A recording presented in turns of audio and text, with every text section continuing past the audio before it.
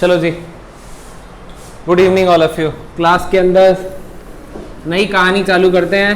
Last class में ionisation enthalpy का topic हो चुका है। तो इधर आ जाइए, कॉपी उठा दूँ। लास्ट क्लास में आयनाइजेशन एंथैल्पी का टॉपिक हो चुका है। क्या होती है आयनाइजेशन एंथैल्पी बताओ? It is the amount of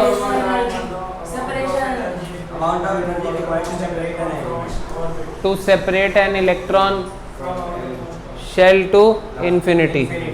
electron को निकालने के लिए जो एनर्जी चाहिए गैसियस आइसोलेटेड एटम में से, वो क्या होती है? आपकी आयोनाइजेशन एंथैल्पी। बेटा जी बिल्कुल ठीक बात। यहाँ दोबारा आपने नई कहानी सीखी कि लेफ्ट टू राइट मूव करने पर क्या क्या ऑर्डर आप लोगों का आता है और अप टू डाउन जाने पर क्या ऑर्डर आता है आयनाइजेशन एंथैल्पी का, विद एक्सेप्शंस। ये थोड़ा जल्दी कर लो इससे पहले कि कोई एक आध पिट जाए। चलो देखो, नेक्स्ट टॉपिक डालते हैं अपन, इलेक्ट्रॉन एफिनिटी। बेटा जी जल्दी करो।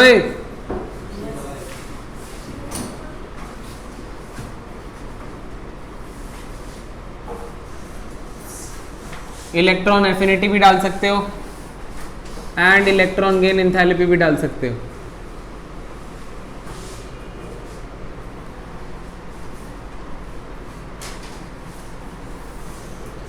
ठीक है, electron affinity and electron gain enthalpy.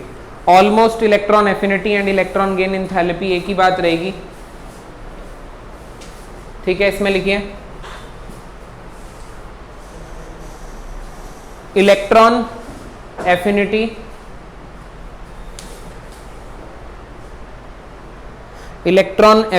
is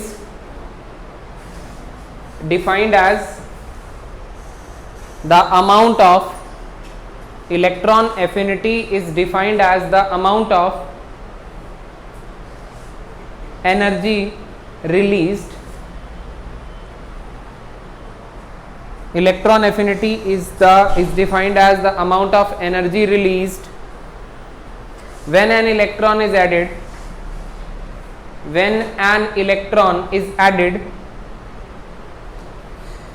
to the valence shell.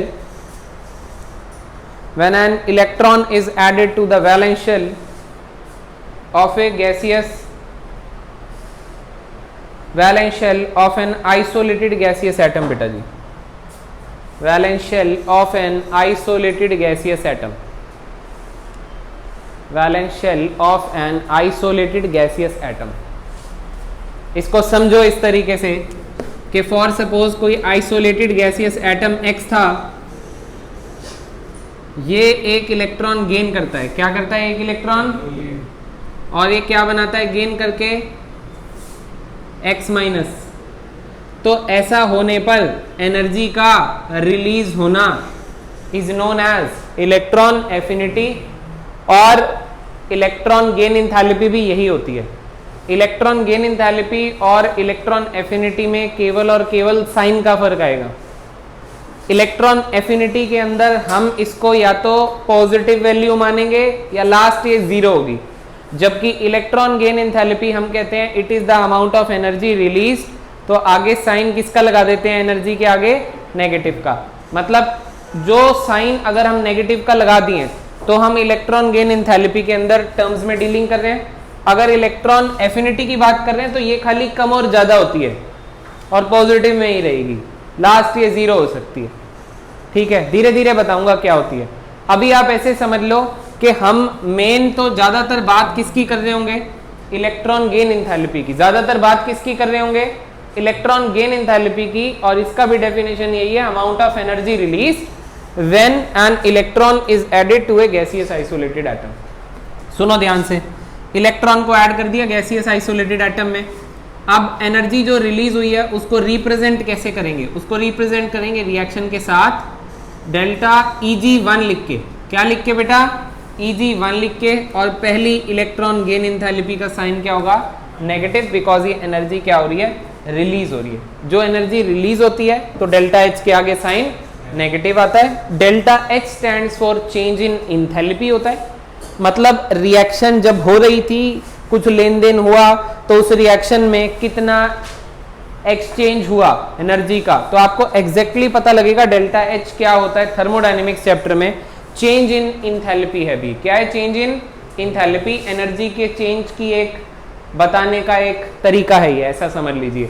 और एनर्जी अगर रिलीज हुई है तो, और कौन सी रिलीज हुई है, इलेक्ट्रॉन गेन वाली रिलीज हुई है, तो इलेक्ट्रॉन गेन इंथैल्पी, तो डेल्टा एच Eg1, और आगे साइन किसका होगा, नेगेटिव का होगा। ये फंडा क्लियर हो गया। अब एक और बात सुन लो, इलेक्ट्रॉन गेन इंथैल्पी क्योंकि नेगेटिव वैल्यू में, अब अगर कोई ऐसा एलिमेंट आया जिसमें इलेक्ट्रॉन जो है वो जल्दी गेन हो सकता है, तो उसकी डेल्टा एच Eg की वैल्यू ज्यादा नेगेटिव होगी एज कंपेयर टू ऐसा कोई एलिमेंट जो इलेक्ट्रॉन गेन करना पसंद नहीं करता। भाई अब मेरे पास दो एलिमेंट्स हैं, एक एलिमेंट इलेक्ट्रॉन गेन फटाफट कर लेता है और एक एलिमेंट इलेक्ट्रॉन गेन करना जल्दी से नहीं चाहता है, तो जो फटाफट गेन कर लेता है उसकी वैल्यू क्या होगी, ज्यादा नेगेटिव होगी। ये बात समझ में आ रही है। तो अभी क्या है, ये बात मैं बाद में लिखवाऊंगा, फिलहाल के लिए एक और पॉइंट। अब थर्ड पॉइंट पे आ जाते हैं। ये मेरे पास X माइनस है, सेम स्पीशी है। अब ये सेम स्पीशी एक इलेक्ट्रॉन गेन कर रही है। अब ये इलेक्ट्रॉन गेन करके क्या बनाएगी स्पीशी, X पे माइनस का 2। ठीक है बच्चों। अब डेल्टा एच Eg2 वो आपकी पॉजिटिव में रहेगी। X पे कौन सा चार्ज है, माइनस का, और इलेक्ट्रॉन पे भी क्या चार्ज होता है, इस माइनस वाली स्पीशी को एक और माइनस को गेन करना है, तो ये माइनस और ऑलरेडी जो माइनस है, ये माइनस माइनस आपस में क्या करेंगे, रिपल्शन, नेगेटिव नेगेटिव आपस में क्या करेंगे, ये जब रिपल्शन करेंगे तो ये ऐड होना नहीं चाहेगा खुद से। अगर ये खुद से ऐड नहीं होना चाहेगा तो मेरे को ऊपर से एनर्जी देनी पड़ेगी ताकि इलेक्ट्रॉन आराम से एक्सेप्ट कर ले, और जब मैं ऊपर से एनर्जी दूंगा ताकि इलेक्ट्रॉन आराम से एक्सेप्ट कर ले तो क्या बना देगा, X पे -2। इसीलिए change in enthalpy, electron gain enthalpy 2 क्या होने वाली है बेटा जी, पॉजिटिव। ये बात आप ही को सभी को समझ में आ रही है। मैं दोबारा समझा देता हूं एक बार। Electron gain enthalpy, electron gain करने पर जो एनर्जी रिलीज होती है, जब भी कभी ऐसी बात होगी कि इलेक्ट्रॉन गेन नहीं होना चाहता है खुद से, उस केस में मुझे इलेक्ट्रॉन को उस सिस्टम को एनर्जी ऊपर से देनी पड़ेगी ताकि भाई कर, जबरदस्ती कर। इट्स लाइक के घूस दे रहे हैं कि नहीं हो रहा था तो एनर्जी दे रहे हैं कि भाई करो, ठीक है ना। तो अभी ये एक इलेक्ट्रॉन गेन कर लेगा तो यहाँ पे एनर्जी जब ऊपर से सप्लाई करनी पड़ेगी तो क्या वैल्यू आएगी, पॉजिटिव। जैसे आयनाइजेशन इंथैल्पी में था कि सक्सेसिव आयनाइजेशन इंथैल्पी इंक्रीज, यहां पे है successive electron gain enthalpy becomes positive. ठीक है, पहले क्या थी, नेगेटिव, बाद में क्या हो गई, पॉजिटिव। चलो अगर तुम्हें बात समझ में आई ना तो इसका भी लॉजिक बताओ। अगर मेरे पास, मेरे को ये बनाना है तो अब चेंज इन इंथैल्पी पॉजिटिव होगी कि नेगेटिव होगी, अब भी क्या होगी, पॉजिटिव, क्योंकि अब और ज्यादा पॉजिटिव होगी अगर मैं कहूं तो, क्योंकि ऑलरेडी इस पे माइनस था और अब ज्यादा माइनस है। ज्यादा माइनस और माइनस और रिपल्शन करेगा तो और ज्यादा एनर्जी देनी पड़ेगी ऐसा होने के लिए। तो कहीं ना कहीं आप कह सकते हो कि पहली इलेक्ट्रॉन गेन इंथैल्पी जो होती है वो क्या होती है, नेगेटिव। उसके बाद की जो इलेक्ट्रॉन गेन इंथैल्पीज रहेंगी वो क्या रहेंगी बेटा जी, पॉजिटिव। फटा क्लियर हो गया। ठीक है, चलिए मैं आपको लिखवाता हूं, एक बार इसको नोट करना। हाँ जी, अच्छा रुक जाओ, अरे कोई नहीं, इतना चलेगा, ये ऐसी बनेगी अभी। चलो चलो चलो जल्दी करो, जल्दी करो, फटाफट करो, ये नोट करो, बस पॉइंट बना के नोट कर लो, इसी बात को लिख लेना। Successive electron gain enthalpies are positive, first electron gain enthalpy is negative,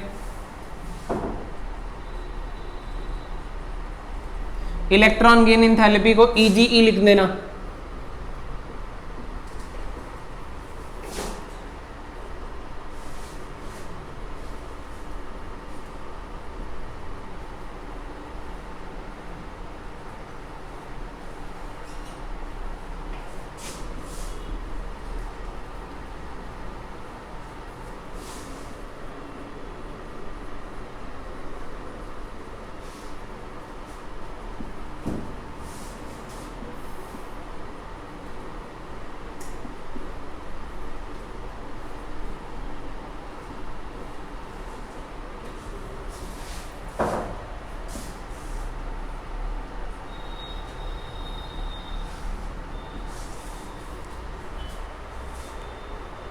चलो जल्दी करो। एक डाउट है, हाँ बता ना यार। एफिनिटी और इलेक्ट्रॉन गेन थेरेपी में फर्क क्या है? इलेक्ट्रॉन एफिनिटी और इलेक्ट्रॉन गेन एंथैल्पी में फ़र्क ये है कि ये मान लो इलेक्ट्रॉन गेन एंथैल्पी है, तो अकॉर्डिंग टू थर्मोडायनेमिक्स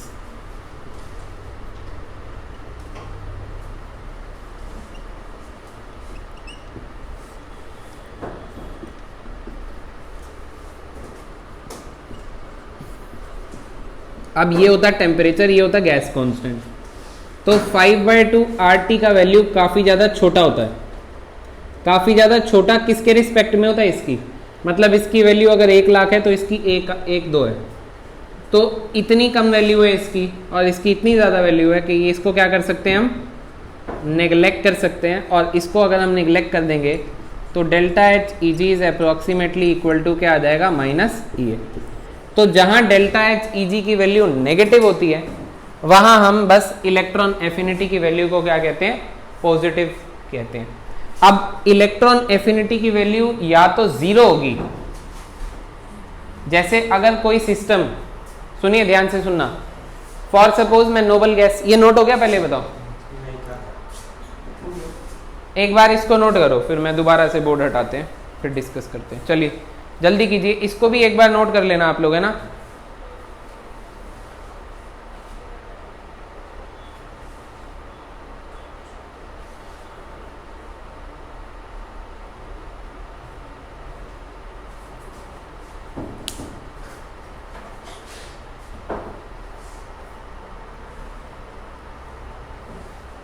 इस रिलेशन से आप पता लगा सकते हो कि डेल्टा एच ई जी इलेक्ट्रॉन गेन एंथैल्पी का वैल्यू अगर नेगेटिव होगा तो इलेक्ट्रॉन एफिनिटी किस में आएगी, पॉजिटिव में आएगी। बस वैल्यूज़ इसकी हमेशा पॉजिटिव में होती हैं, क्योंकि इसकी वैल्यूज़ इलेक्ट्रॉन एफिनिटी की पॉजिटिव में होती हैं, तो हम कम या ज़्यादा करते हैं खाली कि इलेक्ट्रॉन एफिनिटी ज़्यादा है।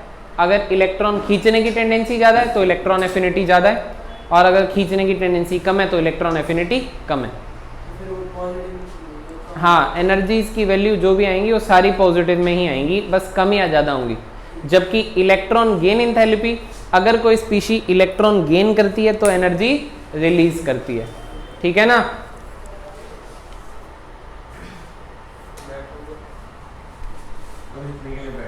खड़ा हो जा सीधा, वो भी तो खड़े खड़े लिख रहे हैं ना। एक हो गया, खड़ा हो जा जल्दी, और सीधा हो जा तू, बेंच के अंदर आ। वो मैं अटक जाऊंगा। वो तो नहीं अटक रहा, अरे काम कैसे लिखूंगा, जैसे वो कर रहे हैं। खड़ा तो सीधा हो ना, हाँ ऐसे खड़ा हो, पनिशमेंट में है ना, हाँ ऐसे खड़ा लिखूंगा कैसे, वो तो दिक्कत है, बहुत मुश्किल हो जाएगा ना। लिख लेगा तू, लिख के देख, हाँ शाबाश, बहुत बढ़िया। हटा दें इसको, इसको हटा रहा हूँ, फिर करते हैं डिस्कस। हेडिंग बना लो, factors affecting electron affinity.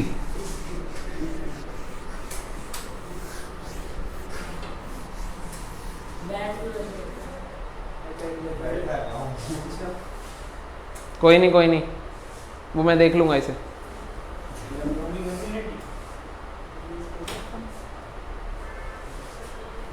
Factors affecting electron affinity हटाऊं?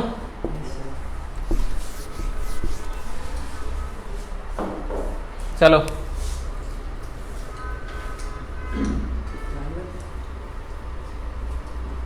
Factors affecting electron affinity.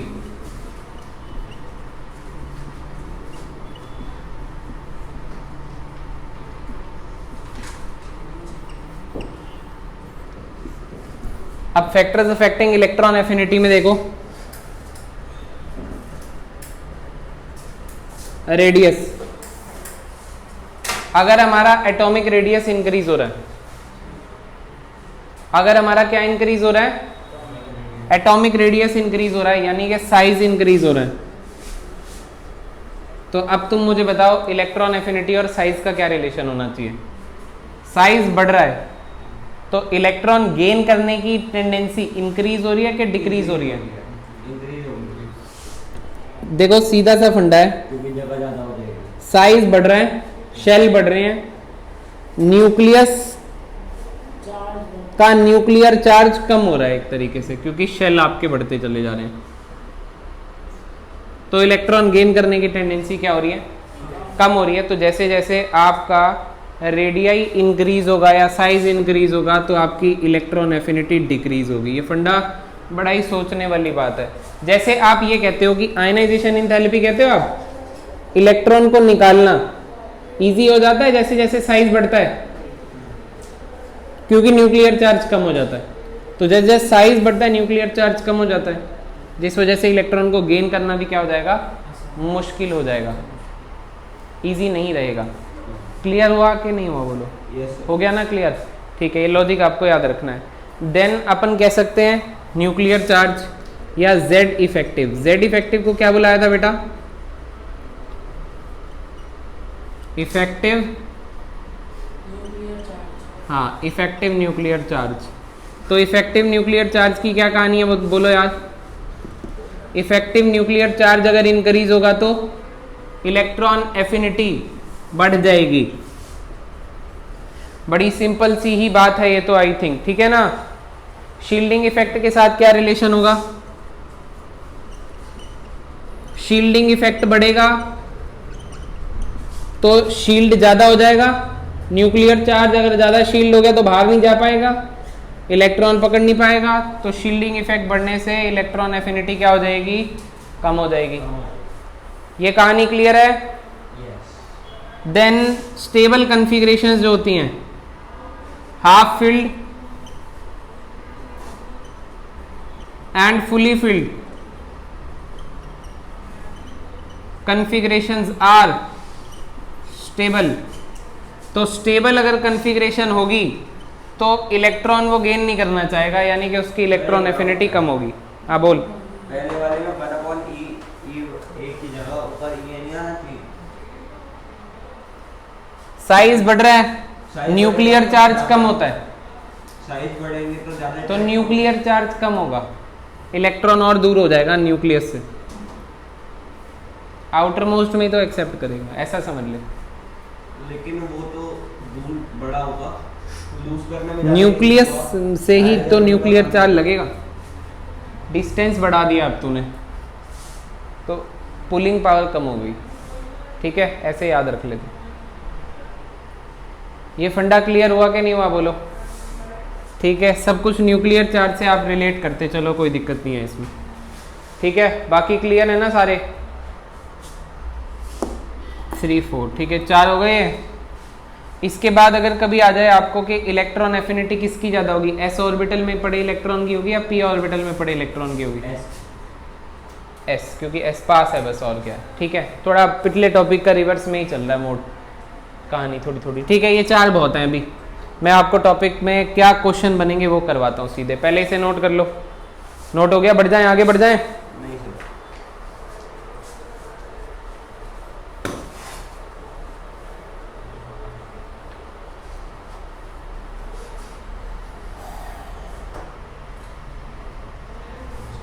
Electron affinity की बात होगी, 1-2 पॉइंट इलेक्ट्रॉन गेन एंथैल्पी के बारे में भी लिखवा देता हूँ। इफेक्टिव न्यूक्लियर चार्ज होता है बेटा जेड इफेक्टिव, इसकी पूरी क्लास आपको दी गई थी। ठीक है, कुछ पढ़ के आया करो घर से, मुंह उठा के आ जाते हैं। एक सेकंड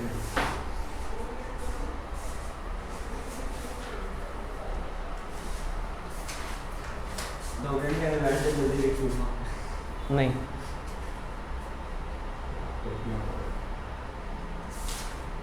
चलो इलेक्ट्रॉन गेन एंथैल्पी के बारे में लिख लो। For most of the elements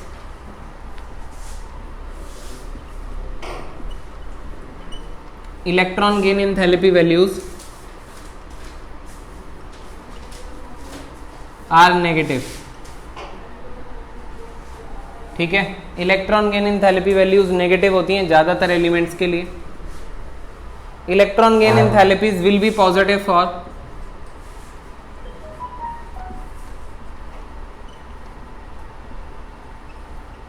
किसके लिए पॉजिटिव होंगी? एक तो नोबल गैस एलिमेंट्स के लिए, नोबल गैसेस के लिए इलेक्ट्रॉन गेन एंथैल्पी की वैल्यू क्या होगी बेटा? पॉजिटिव होगी। इनर्ट गैस एलिमेंट्स के लिए बोलो यार,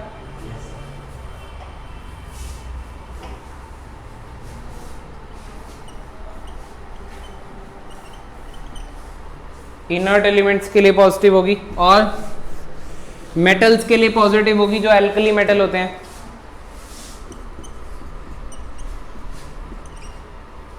एल्कली मेटल्स के लिए क्यों पॉजिटिव होगी बेटा? क्योंकि एल्कली मेटल्स तो खुद क्या करना चाहते हैं? इलेक्ट्रॉन को लूज। बेटा एल्कली मेटल खुद क्या करना चाहते हैं? इलेक्ट्रॉन को लूज करना चाहते हैं। तो क्या वो गेन करना पसंद करेगा? नेचर ही लूज वाला है, उसका गेन क्या करेगा? गेन तो तू जबरदस्ती कराएगा, जबरदस्ती कराएगा तो एनर्जी देनी पड़ेगी, और जब एनर्जी देनी पड़ेगी तो इलेक्ट्रॉन गेन एंथैल्पी की वैल्यू क्या हो जाएगी बेटा जी? पॉजिटिव हो जाएगी, नेगेटिव नहीं रहेगी। तो आप यही देख रहे हो, इलेक्ट्रॉन गेन एंथैल्पी की वैल्यू पॉजिटिव कब कब होगी? नोबल गैस एलिमेंट्स के लिए होगी, क्योंकि वो एलिमेंट्स की फुली फिल्ड कॉन्फ़िगरेशन होती है, एक्स्ट्रा स्टेबल होती है, इलेक्ट्रॉन गेन करना पसंद नहीं करती। क्या कहानी समझ में आई कुछ? ठीक है, तो ये 2 पॉइंट्स आप लोग क्या रखेंगे? याद रखेंगे, एड ऑन में याद रखेंगे। ठीक है, चलिए देखिए, अब आप मुझे बताइएगा,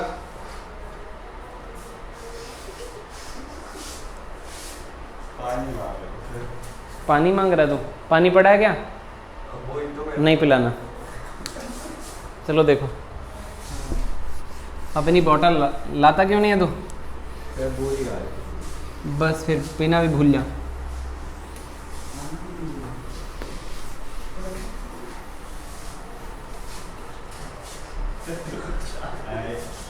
तो तू सीधा देखना, तुझे देखने की क्या जरूरत है उसे? चलो रे इधर देखो, मेरे को आप लोग बताना। सुनो, down the group electron gain enthalpy increase होगी कि डिक्रीज होगी? नहीं, डिक्रीज होगी, क्योंकि शेल बढ़ता रहता है, साइज बढ़ता है, तो साइज के इनवर्सली साइज बढ़ता है डाउन द ग्रुप डिक्रीज तो डिक्रीज होगी इलेक्ट्रॉन गेन एंथैल्पी। अच्छा सुनो, मेरे पास 2 एलिमेंट्स हैं, ए और बी। आपने कहा बी की इलेक्ट्रॉन गेन एंथैल्पी ये है और ए की 50 है इलेक्ट्रॉन गेन एंथैल्पी, तो किसकी ज़्यादा है?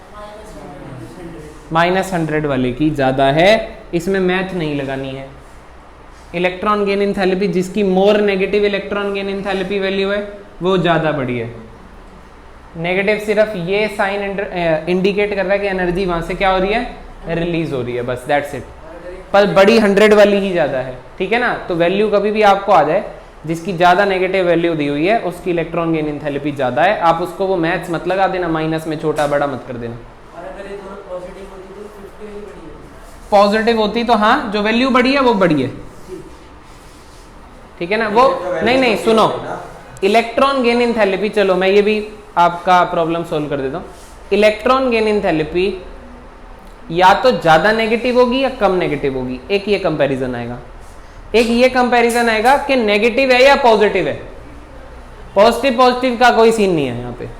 कंपैरिजन जब भी कोई कंपैरेटिव टर्म आएगी तो इलेक्ट्रॉन गेन एंथैल्पी में या तो ये जल्दी गेन करता है तो इसकी ज्यादा नेगेटिव है, और ये देर से गेन करता है कम नेगेटिव है, या फिर ऐसा आ जाएगा कि आपकी नॉन मेटल्स के लिए इलेक्ट्रॉन गेन एंथैल्पी नेगेटिव है, नोबल एलिमेंट्स के लिए पॉजिटिव है। वाई?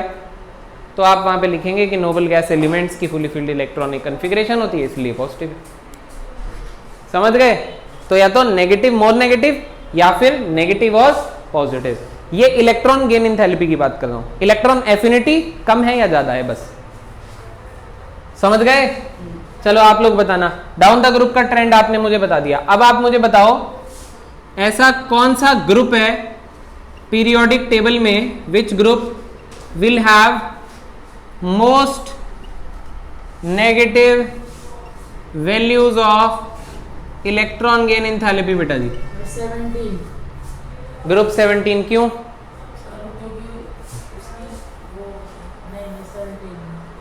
ऐसा कौन सा ग्रुप कितने पीरियोडिक टेबल में? 18। ऐसा कौन सा ग्रुप है पीरियोडिक टेबल में जिसकी इलेक्ट्रॉन गेन एंथैल्पी वैल्यू सबसे ज्यादा नेगेटिव होगी? क्यों? नहीं, सर 17 होगी तो उसमें वो सबसे ज्यादा इलेक्ट्रोनेगेटिव एलिमेंट। देखो आप ऐसे कह सकते हो कि सर देखिए एक एलिमेंट लेने की भूख किसको सबसे ज़्यादा है, किसका सबसे ज़्यादा फायदा होने वाला है एक इलेक्ट्रॉन गेन करके, ग्रुप 17 एलिमेंट्स का, फ्लोरीन क्लोरीन ब्रोमीन आयोडीन का, क्योंकि एक इलेक्ट्रॉन गेन करते ही ये स्टेबल नोबल गैस कन्फिग्रेशन बना देती हैं जो कि एक्स्ट्रा स्टेबल हो जाती है। तो सबसे जल्दी किसको इलेक्ट्रॉन गेन करने की, ग्रुप नंबर 17 के एलिमेंट्स को, तो group 17 is the right answer है।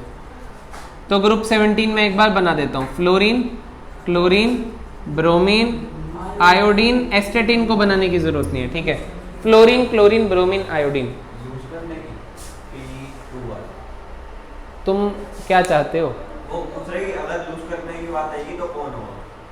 तो मेटल्स होंगे वो तो, पर ये तो गेन की बात चल रही है, हम गेनिंग वाले पर्सपेक्टिव से सोचेंगे ना, ठीक है, मैं नहीं सोच रहा हूँ वो। नहीं कोई नहीं। ग्रुप 17 एलिमेंट तो और पूछ किस बंदे से रहा है तू, तेरे को एक बार भी डाउट नहीं हुआ इस पे कि ये तुझे कुछ सही बताएगा या तेरे ही कंसेप्ट हिला देगा? 2 वाले हो गए ना, 2 एक यूज जल्दी करेंगे तो बन जाएंगे वो। नहीं, क्यों? ये बिल्कुल इलॉजिकल बात है। क्या टू वाले करेंगे? वो 2 होगी ना। ग्रुप 2 कह रहा है, हाँ। अबे ग्रुप 1 वाले करेंगे इलेक्ट्रॉन लूज जल्दी, अगर लूज करने की बात आएगी, क्योंकि वो नोबल गैस कन्फिग्रेशन बना लेंगे एक एक इलेक्ट्रॉन लूज करते ही। मैं तभी कह रहा था गलत आदमी से पूछ रहा है, मैं यहाँ खड़ा हूँ, मेरे से पूछ लिया कर। ये चांटे खाएगा आज। चलो इधर देखो, गलती हो जाती है। फ्लोरीन क्लोरीन ब्रोमीन और आयोडीन। अब आपने मुझे ये बताना है कि इन चारों में से कौन सा एलिमेंट आपको ऐसा लगता है जो सबसे जल्दी इलेक्ट्रॉन गेन करेगा? सबसे जल्दी कौन इलेक्ट्रॉन? फ्लोरीन क्यों करेगा भाई? वो सबसे ज्यादा वो है इलेक्ट्रोनेगेटिव, इलेक्ट्रोनेगेटिव सबसे ज्यादा है। इलेक्ट्रोनेगेटिव एलिमेंट क्या होते हैं? जो सबसे ज्यादा टेंडेंसी रखते हैं शेयर पेयर, जो इलेक्ट्रॉन गेन करने की टेंडेंसी हाई रखते हैं। आपको ये पढ़ाया गया था कि छोटा साइज होता है तो इफेक्टिव न्यूक्लियर चार्ज ज्यादा होता है, तो वो इलेक्ट्रॉन गेन जल्दी करेगा। और आपको ये पढ़ाया गया था कि छोटा साइज किसका है? फ्लोरीन का है। और डाउन द ग्रुप साइज क्या होता है? इंक्रीज।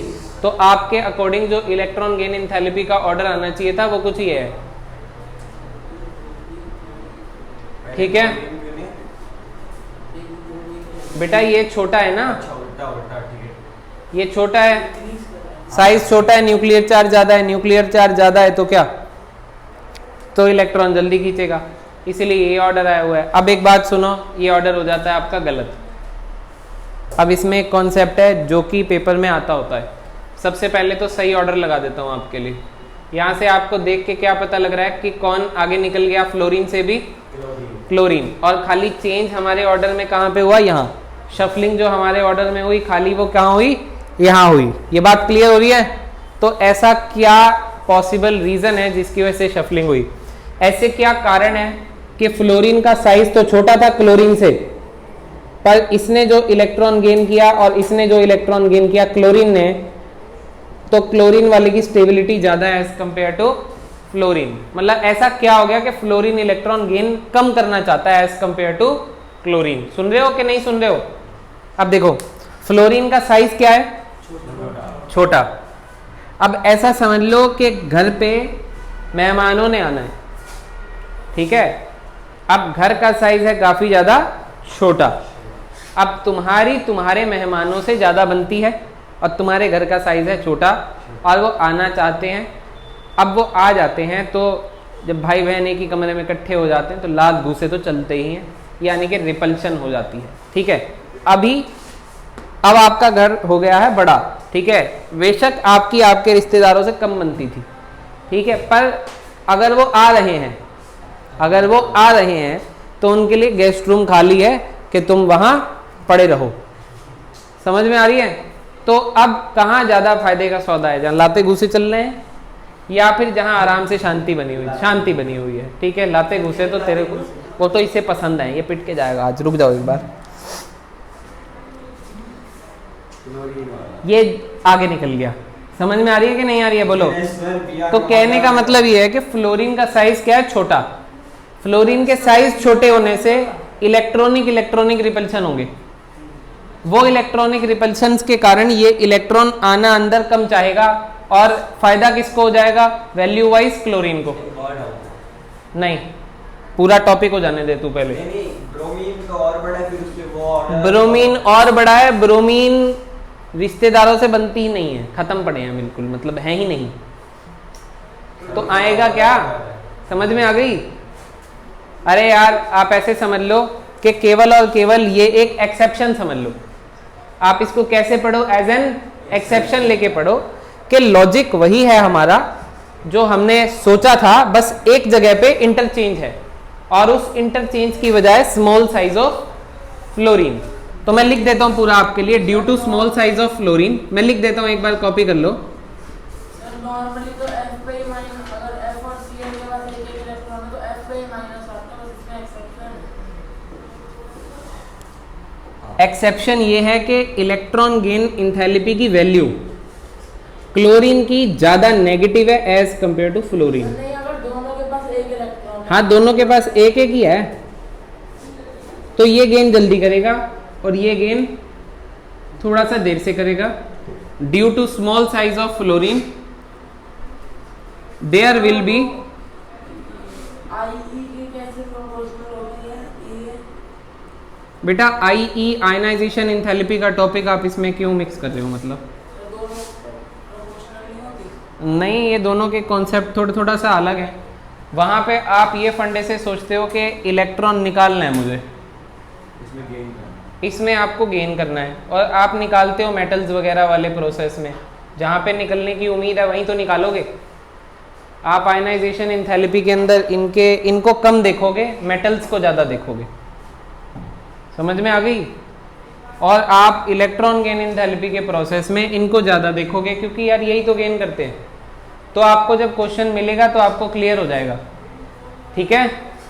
और आयनाइजेशन इंथैल्पी और इलेक्ट्रॉन गेन इंथैल्पी मिक्स होके भी आते हैं, पर आपको क्लियरली वो फर्क नजर आएगा कि यहाँ मेरे को IE लगानी है और यहाँ मेरे को EG से देखना है, ठीक है? तो क्वेश्चन करेंगे तो बताऊंगा। फिलहाल due to small size of fluorine there will B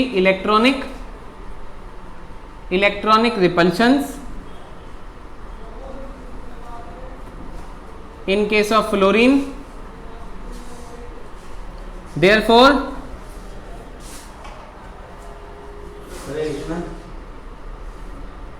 whereas in case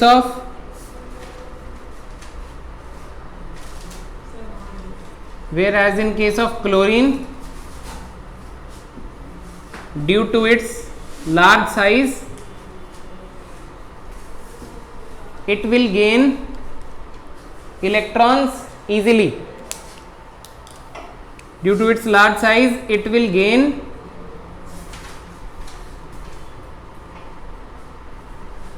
electron easily and hence will have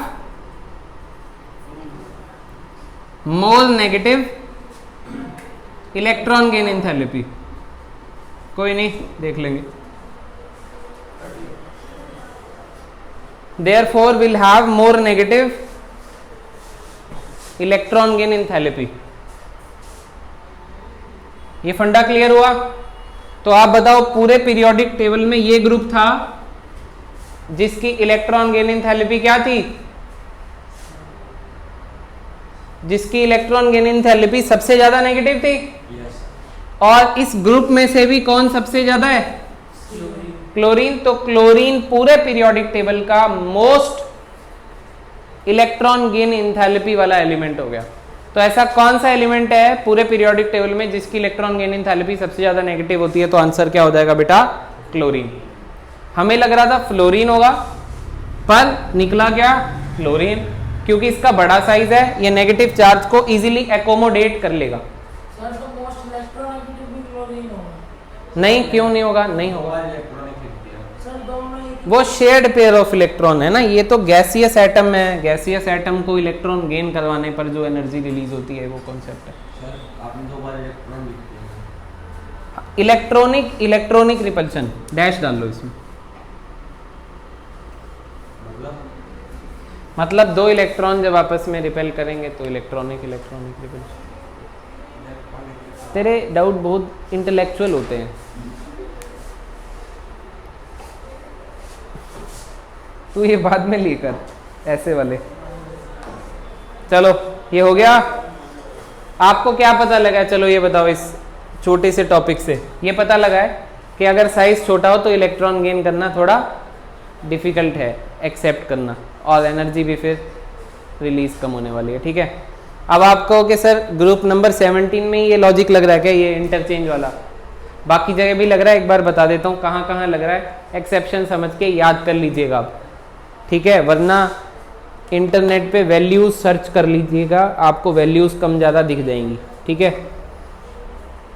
value का कोई काम नहीं है। 4.0 वाले फिगर के बारे में बताइए।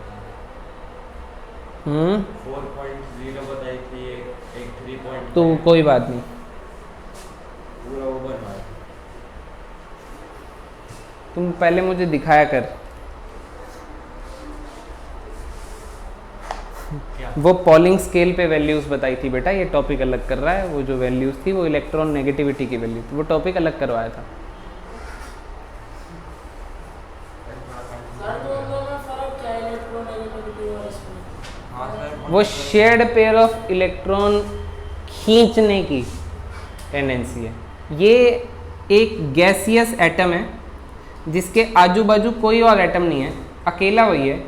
हाइपोथेटिकल मान लो कि ये अकेला है और कोई फोर्स ऑफ अट्रैक्शन, कोई फोर्स ऑफ रिपल्शन नहीं लग रही है, और इस गैसियस एटम में इलेक्ट्रॉन एक्सेप्ट या एक्सेप्ट करवाना है।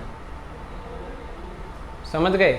जबकि वहाँ पे ऐसा कोई भी केस नहीं है, वहाँ पे गैसियस एटम की कंडीशन वगैरह नहीं है, वहाँ पे किसी से उसने बॉन्ड बनाया होगा, उससे इलेक्ट्रॉन खींच रहा है, उस दूसरी आइटम से इलेक्ट्रॉन खींच रहा है। समझ गए? तो ये बेसिक एक डिफरेंस। सर क्वेश्चन में अगर बोलेगा, अगर क्वेश्चन में FCl का कोई कंपाउंड गिवन होगा, अगर क्वेश्चन करवा दूं फिर देखते हैं। ठीक है, एक बार क्वेश्चन कर तो लें। क्वेश्चन दिए थे तुझे आज, वो तो तूने किए नहीं, खुद से मत बनाया। ठीक है, पहले क्वेश्चन करते हैं और फिर कुछ अगर रह जाए डाउट तो फिर ठीक है ना। वैरायटी ऑफ क्वेश्चन तो देख लो पहले कैसे आएगी। चलो पहले तो आप ये देखो कि ये आपको एक एक करके बातें समझ में आ रही हैं कि नहीं आ रही हैं। ठीक है, ये ना थोड़े से टॉपिक इस तरीके के हैं कि इसमें आपको कुछ चीज़ें याद रखनी पड़ेंगी। ये इनऑर्गेनिक है ना, ये थोड़ी चीज़ें याद रखनी पड़ेंगी। सारा का सारा गेम वैल्यूज़ के हिसाब से चलता है, और वैल्यूज़ हम याद करके लिख के कोई फ़ायदा होता नहीं है, तो हम कॉन्सेप्ट याद कर लेते हैं। अब कॉन्सेप्ट ये भी है कि ग्रुप 16 की अगर मैं बात करूं, ग्रुप 16 के एलिमेंट्स बता चल। OS से टेपो, उससे टेपो। अब इसमें ये क्या है कि डाउन द ग्रुप वैसे तो इलेक्ट्रॉन गेन एंथैल्पी जो है वो कम होनी चाहिए थी, और होती भी है। ठीक है, पर सबसे ज़्यादा कम इलेक्ट्रॉन गेन एंथैल्पी यहाँ पे ऑक्सीजन की, ये एक्सेप्शन केस है। अगेन रीज़न वही है कि साइज इसका क्या है, बहुत ही ज़्यादा छोटा, तो गेन करने में इसको बिल्कुल भी इंटरेस्ट नहीं है।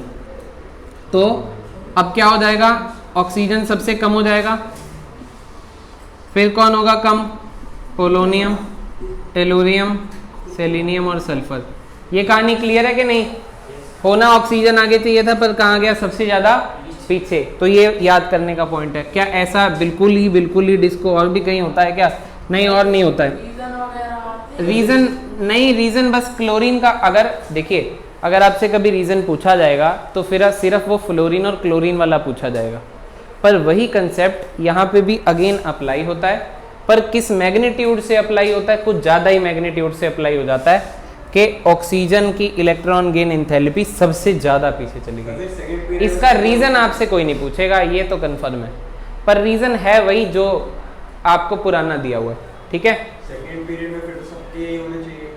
सेकेंड पीरियड में सबका ये है। अगर मैं बात करूं ग्रुप नंबर 15 की, ग्रुप नंबर 14 की और ग्रुप नंबर 13 की, तो इंटरचेंज जो है वैल्यूज़ के अंदर, जैसे देखिए 15 की अगर नाइट्रोजन है, 14 में कौन कार्बन है, और 13 में कौन है, बोरोन और एल्यूमिनियम है। तो इलेक्ट्रॉन गेन एंथैल्पी ज़्यादा किसकी होनी चाहिए, नाइट्रोजन की होनी चाहिए, पर होती फॉस्फोरस की है। खाली यही इंटरचेंज है फर्स्ट 2 में, बाकियों में इंटरचेंज नहीं है। और केवल ग्रुप 16 ऐसा है जिसमें बिल्कुल ही एग्जैक्टली ऑक्सीजन बिल्कुल ही सबसे लास्ट में चला जाता है। तो याद रखना, आई डोंट थिंक इसको डिफिकल्ट है। ग्रुप 13, 14, 15 में पहले 2 में इंटरचेंज है, अगर कभी आ जाए तो। वैसे आता सिर्फ ग्रुप 17 के बेसिस पे है क्वेश्चन, तो ग्रुप 17 वाले का तो आपको रीजन भी लिखवा दिया। और हाँ वही रीजन होगा, ठीक है, सेम रीजन होएगा सभी का। कोई दिक्कत, कोई परेशानी बोलो? अभी तक नहीं है। उसमें क्या था कि चलो का छोटा था और मतलब वो रीजन लिखा है तूने, देख ले एक बार, पढ़ ले इसको आराम से, ठीक है। चलो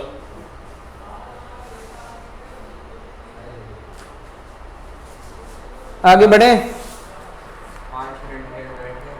नहीं, नहीं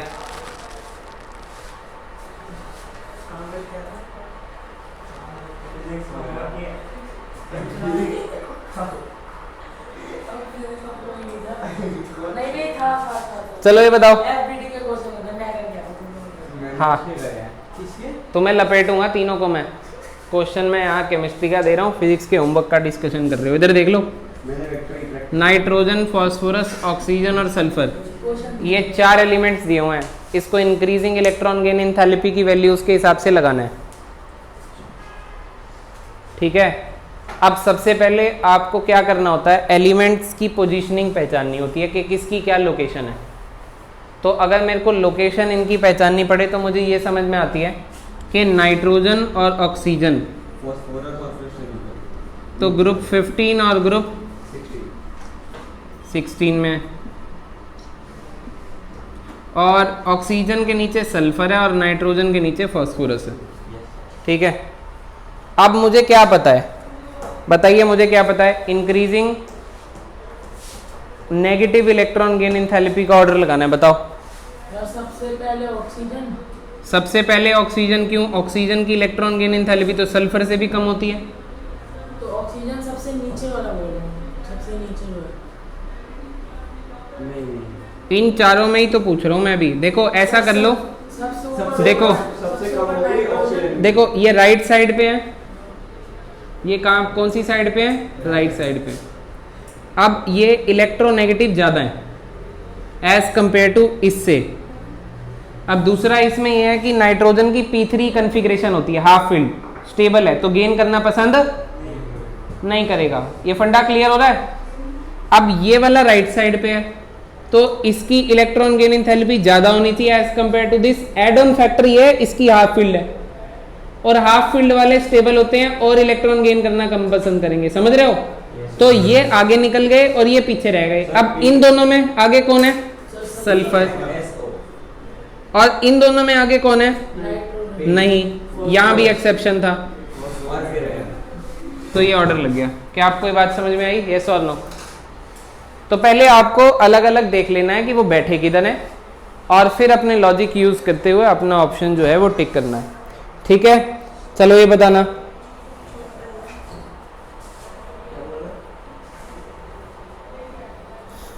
एक क्वेश्चन आया मेरे पास, ऑक्सीजन है, O- है और O पे -2 है।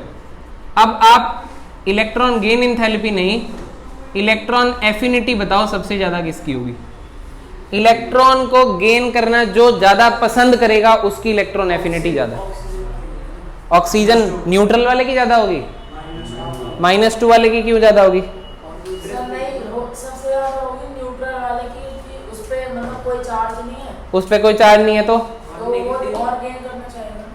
अगर इस पे कोई चार्ज नहीं है और इस पे चार्ज है, तो चार्ज वाली स्पीशी में तो रिपल्शन होंगे, वो तो चाहेगा ही नहीं कि इलेक्ट्रॉन पास आए, तो राइट, तो इलेक्ट्रॉन एफिनिटी जो चाहेगा ज्यादा उसकी ज्यादा होती है। चाहेगा कौन? ये, तो O आंसर है सबसे। हाँ, फिर अगर ऑर्डर लगाना चाहो तो O- फिर O2-, क्योंकि यहाँ सबसे ज्यादा रिपल्शन होंगे। बातें समझ में आ रही है कैसे आपको आंसर देना और क्या किस तरीके से आएगा, ठीक है। अब ऐसा है कि एक बार नोट कर लो,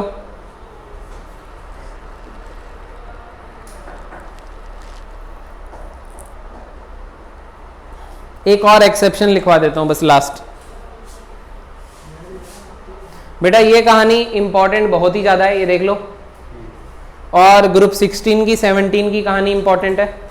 दूसरा तो मैं इसके काफ़ी क्वेश्चन अभी करवाऊंगा तो आपको समझ में बेटर और आएगा कॉन्सेप्चुअल। तो एक बस एक कहानी और नोट कर लीजिए, एक्सेप्शन ही है बिल्कुल। ग्रुप नंबर 14 और ग्रुप नंबर 15 में कार्बन, हाँ, सिलिकॉन, जर्मेनियम, टिन, लेड, और ग्रुप 15 में nitrogen, phosphorus, arsenic, antimony, bismuth. देखिए वैसे राइट साइड पे ग्रुप 15 आता है, राइट साइड पे कौन आता है? ग्रुप 15 आता है। तो ग्रुप 15 क्या होती है? Half field configuration. ये इलेक्ट्रॉन एक्सेप्ट करना पसंद करेगा, ये इलेक्ट्रॉन एक्सेप्ट करना पसंद, जबकि न्यूक्लियर चार्ज इसका ज्यादा है ना, left to right nuclear charge increase होता है ना। तो आपको ये याद रखना है कि यहाँ कार्बन आ गया और केवल लास्ट केस में बिस्मथ आ गया, बस एज एन एक्सेप्शन आप इसको याद रख सकते हो। समझ में आ गई? ये क्यों पीछे हैं? क्योंकि इनकी हाफ फील्ड कॉन्फ़िगरेशन थी। ये किसका ऑर्डर है? Electron gain enthalpy, electron affinity, कुछ भी आप कह सकते हैं, ठीक है। I hope you are getting my point.